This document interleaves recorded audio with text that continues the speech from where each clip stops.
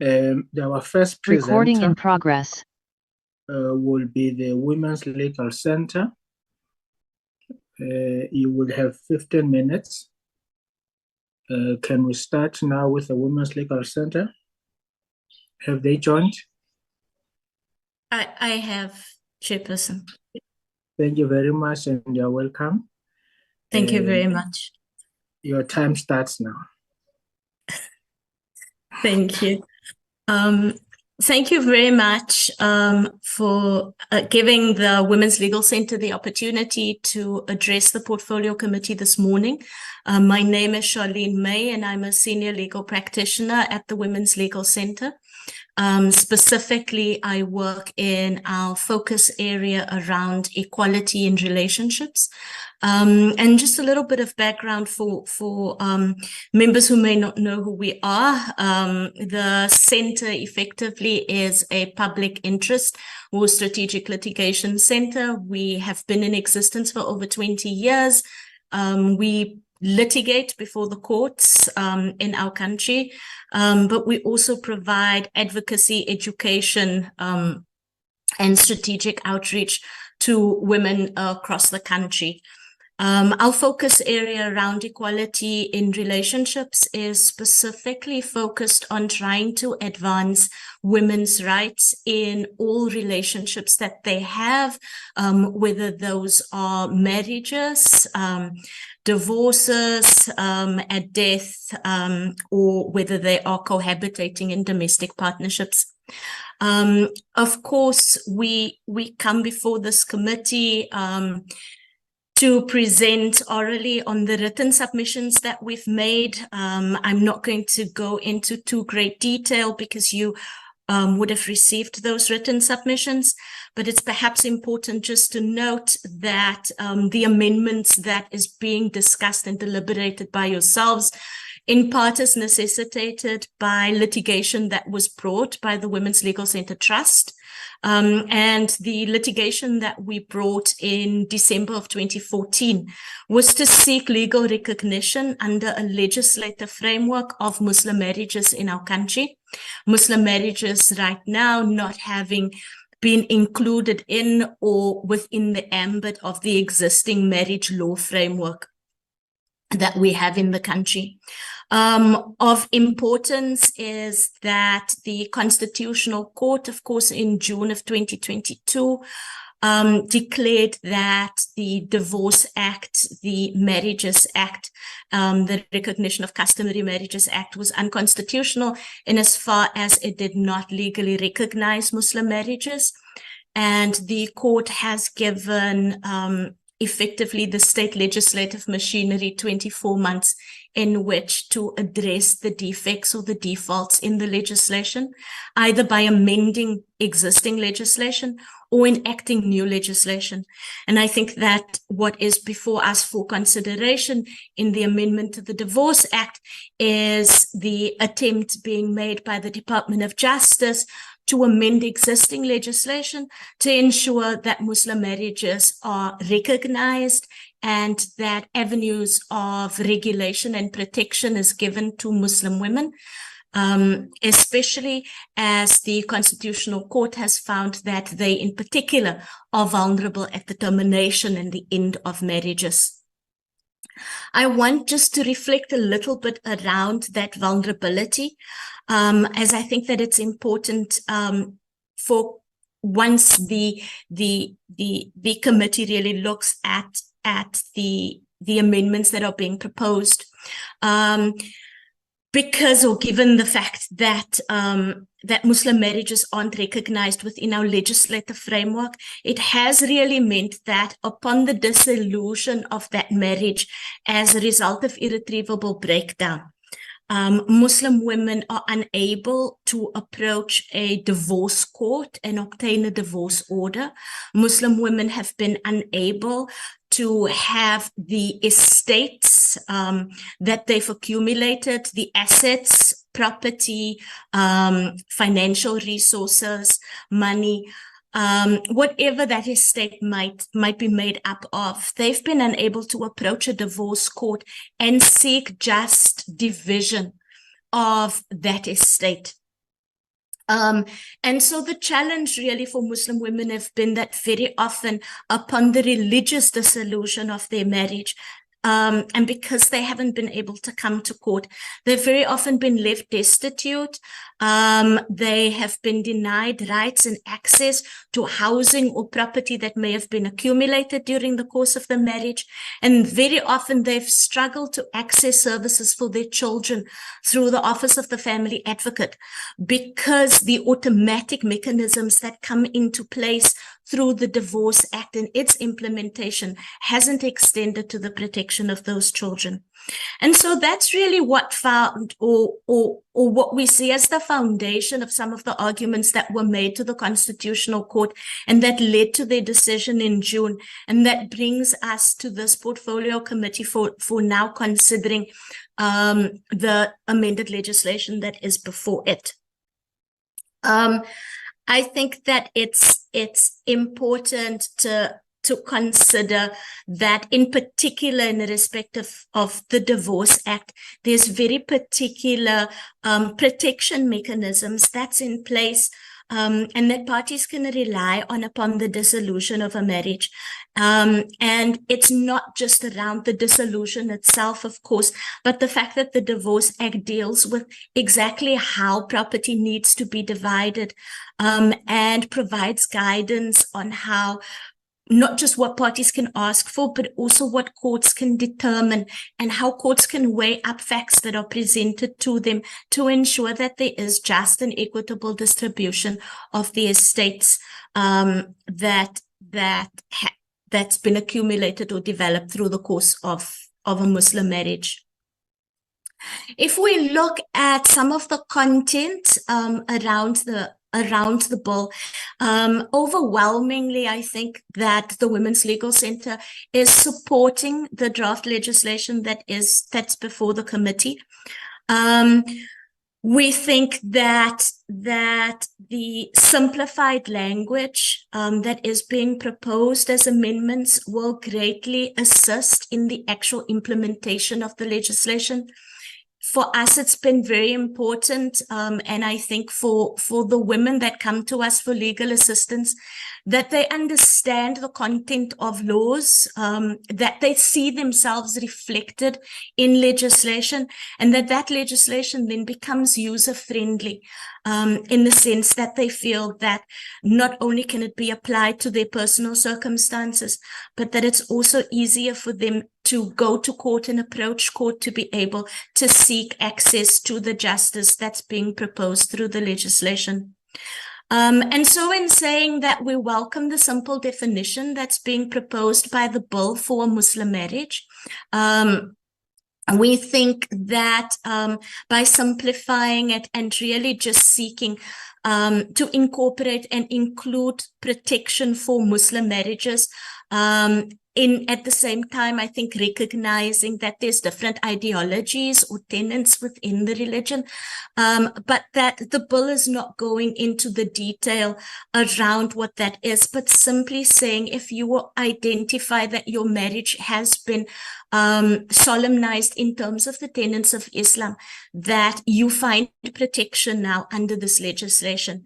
And so I think that makes it easy as we go forward, as I said, in terms of the implementation, that Muslim women will see themselves reflected in the legislation, and it'll make it easier for them to approach legal representations or obtain that legal representation, but also for them to be able to engage with legal processes before the court. We support the inclusion and the extension of Section 3 of the Divorce Act to include provisions for the dissolution of a Muslim marriage in the same manner as other marriages in South Africa. I think that was one of the contentious issues that was before the Constitutional Court, was this notion of how Muslim marriages, because primarily it is a religion that's practiced by people of color or Black people in our country, how the religious aspect of the recognition of that was relegated to unimportance in the previous apartheid regime. And so very much this legacy of apartheid is being addressed through this legislation by treating Muslim marriages in the same manner as other marriages in our country.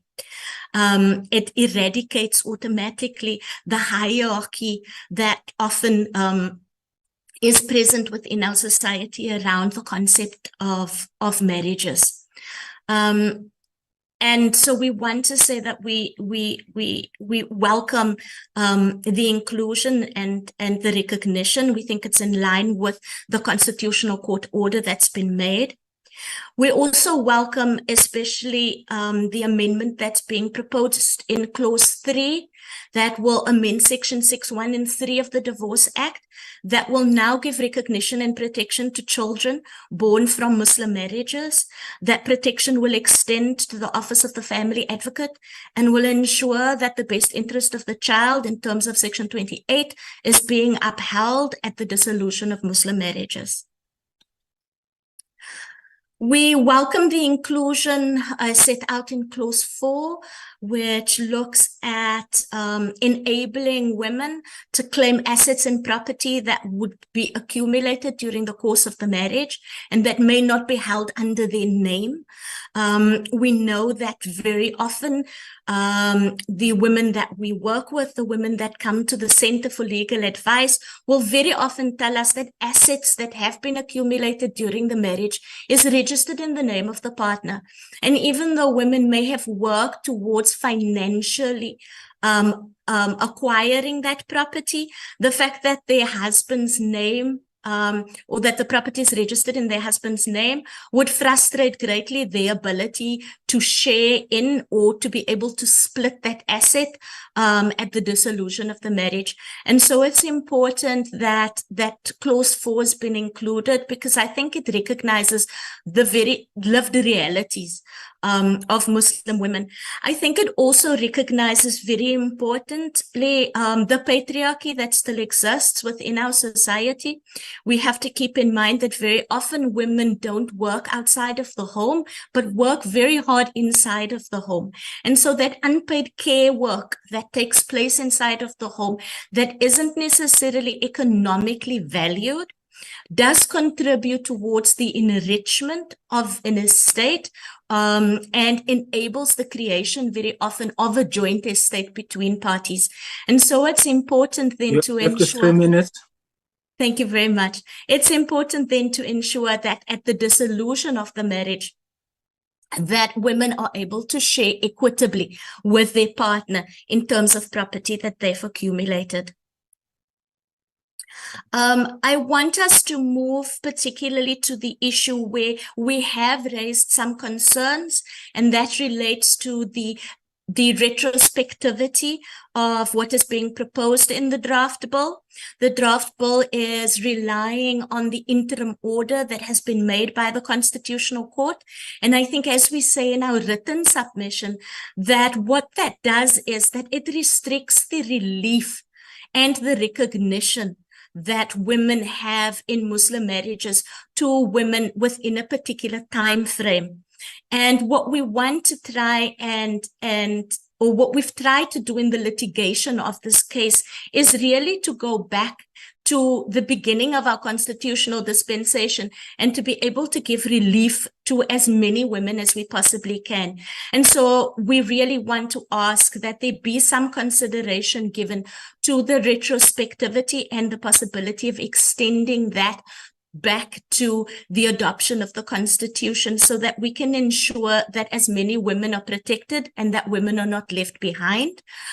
This portfolio committee and this parliament has done this in respect of the recognition of customary marriages, in that they've extended recognition to customary marriages that existed prior to the coming into effect of the Recognition of Customary Marriages Act, for instance.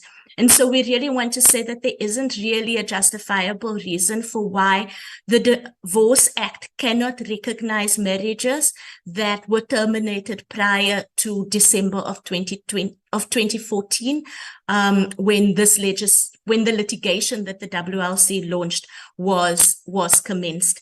I'm going to pause and stop there, and thank you for the opportunity to allow us to present. You have access to our written submission.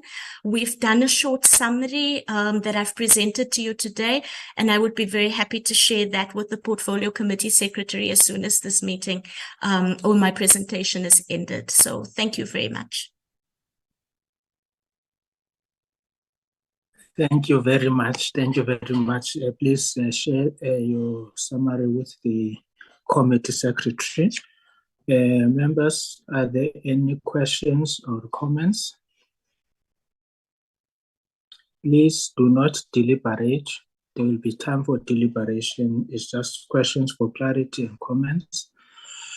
Honorable Nivot Struchen.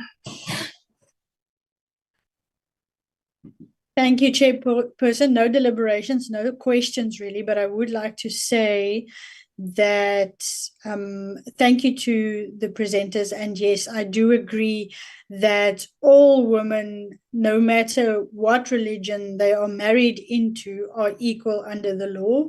And so all of the women should benefit from whatever the laws we have to assist them as the Legal Centre already said. But all in all, thank you very much to the Legal Centre for their presentation. Thank you, Chair. Thank you very much, Honourable Hendricks.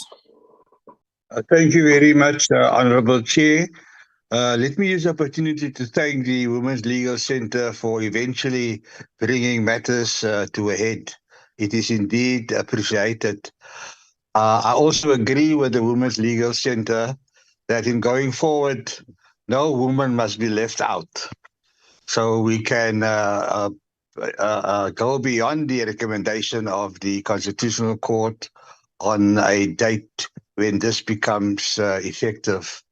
Lastly, Honourable Chair, it is in terms of the Sharia, that a woman remains married until the marriage is annulled by let's call it a Muslim personal law tribunal. Organizations as the MJC, UCSA, the Masjid Ulama of South Africa, they've got to give a certificate of annulment. So even if the woman goes to the divorce court, and for some reason the divorce court also annuls the marriage, in terms of the Sharia, the woman remains married. For purposes of clarity, will the Women's Legal Centre have a quarrel with that? Thank you, Honourable Hendricks. Over to you, Women's Legal Centre.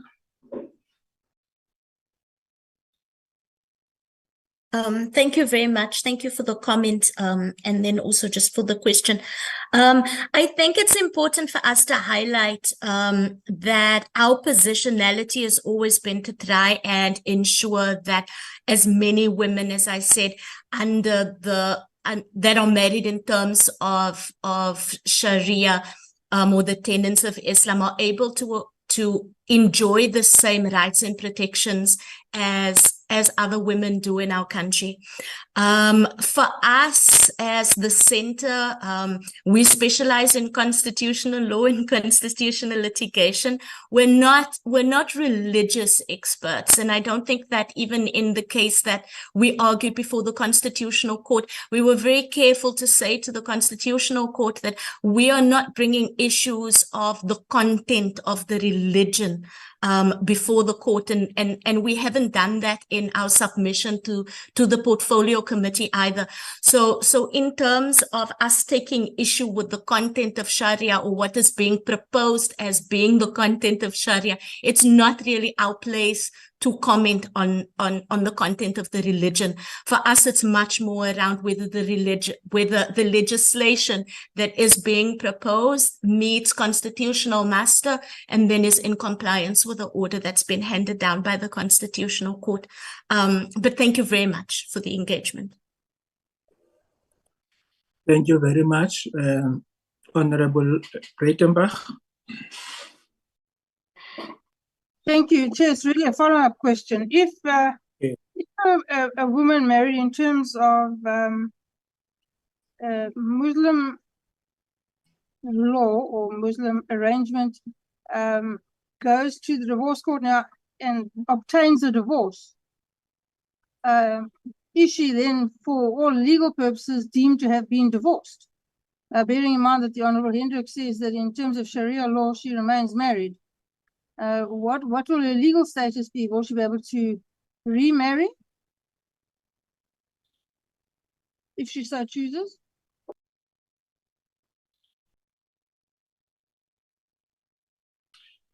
Women's Legal Center. Thank you very much for the question.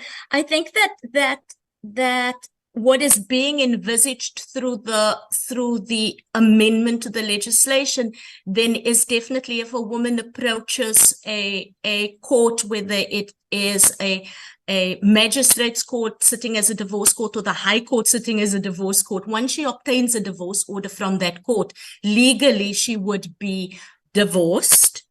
That divorce court would then dictate what should happen to the estate and how the estate should be dissolved between the parties. And legally, she would be able to hold her husband or her then former husband to that order, and she'd be able to enforce that legally. And I think importantly, then there would be no legal impediments for her to enter into another marriage. It is perhaps useful at this stage to draw attention to the fact that the Department of Home Affairs is in the process of developing a marriage statute that will set out, I believe, in greater detail and will deal in greater detail with marriages and how they are recognized in the country and how they are regulated. And we hope that they will be able to bring that legislation to the Portfolio Committee on Home Affairs prior to June of 2024, which is the cutoff date of the Constitutional Court. But that perhaps to Advocate Breitenbach, perhaps that legislation will then enforce and provide more legal certainty around the legal consequences of marriage itself and the termination of the marriage. Thank you very much.